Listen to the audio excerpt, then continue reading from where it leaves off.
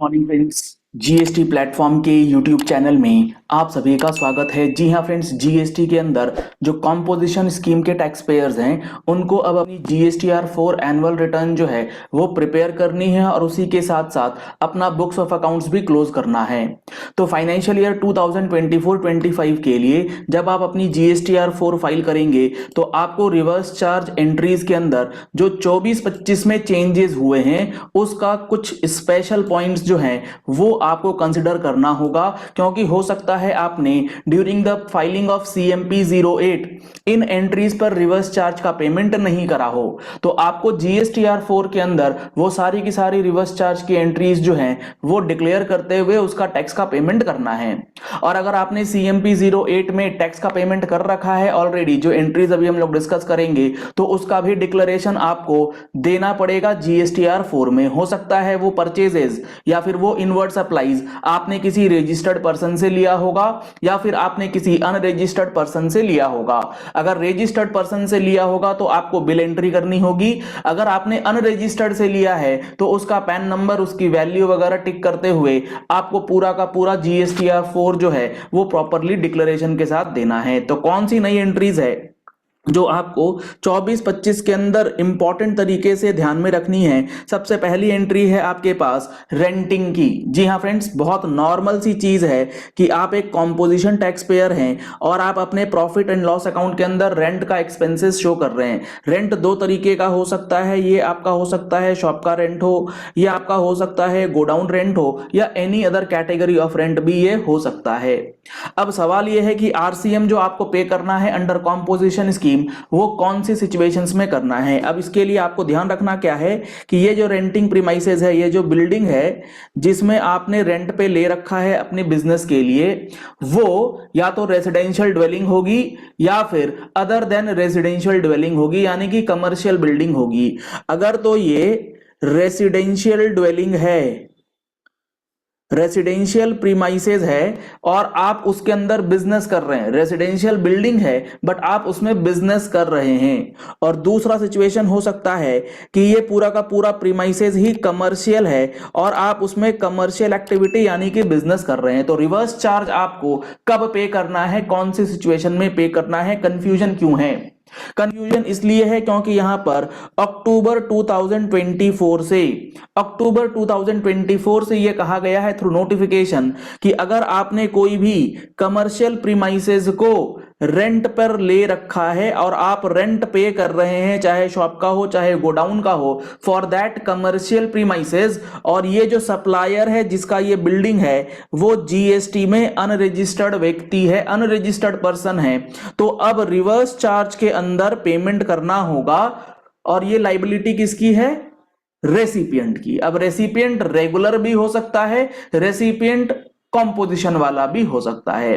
तो आपको सबसे पहले जो इंपॉर्टेंट पॉइंट ध्यान में रखना है कि अगर वो कमर्शियल प्रीमाइसेस है तो आपको आरसीएम पे करने की जरूरत नहीं है। अगर आप कॉम्पोजिशन पेयर हैं, आपको मैंने क्या बोला, अगर आप कमर्शियल प्रीमाइसेस का रेंट पे कर रहे हैं अनरजिस्टर्ड और आप हैं कॉम्पोजिशन रेसिपिएंट तो आपके ऊपर रिवर्स चार्ज नहीं लगेगा।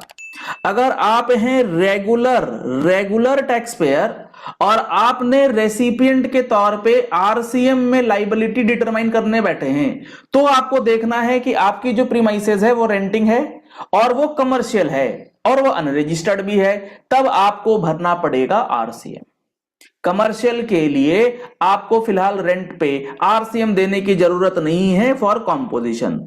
अगर ये सप्लायर रजिस्टर्ड है, अगर जिसका रेंट दे रहे हैं आप जिसे, अगर वो रजिस्टर्ड है, फिर आरसीएम का क्वेश्चन है? कोई क्वेश्चन ही नहीं है, क्योंकि अगर वो रजिस्टर्ड होगा तब तो वो आपको टैक्स इनवॉइस देगा, टैक्स ये पे कर ही रहा होगा, तो वहां तो कोई दिक्कत है ही नहीं।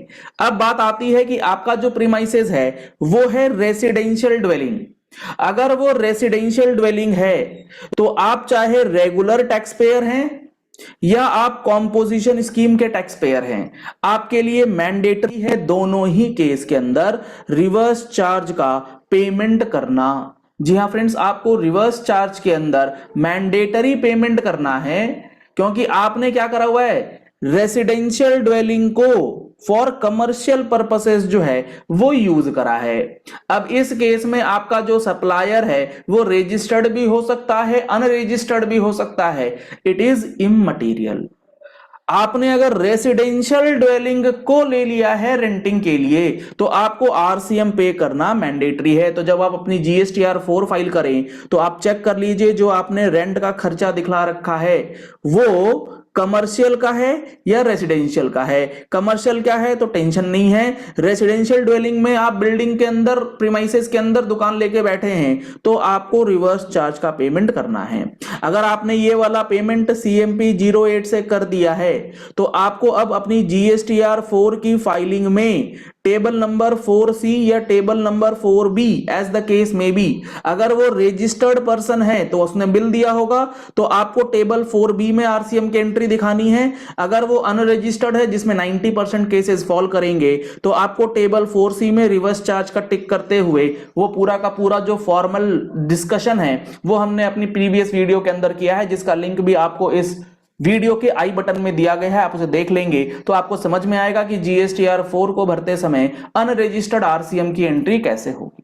तो ये हो गई बात एक रेंट से रिलेटेड जो आपको ध्यान में रखनी है। और दूसरी इंपॉर्टेंट बात, अगर आप मेटल स्क्रैप के बिजनेस में हैं, जी हां फ्रेंड्स, आपने मेटल स्क्रैप के बिजनेस में रहते हुए कॉम्पोजिशन स्कीम ले रखा है और आपने मेटल स्क्रैप परचेज किया है किसी अनरजिस्टर्ड व्यक्ति से, तो वहां पर भी अब अक्टूबर 24 से आपका रिवर्स चार्ज मैंडेटरी कर दिया गया है। तो आपको उन परचेजेस पर भी रिवर्स चार्ज का पेमेंट जो है वो कंपलसरी अब करना पड़ेगा। तो आप अपने सीएमपी 08 और कंसिक्वेंटली जीएसटीआर 4 में इन दो एंट्रीज को इंक्लूड करेंगे, अदरवाइज आपकी liability in future with interest penalty बनेगी।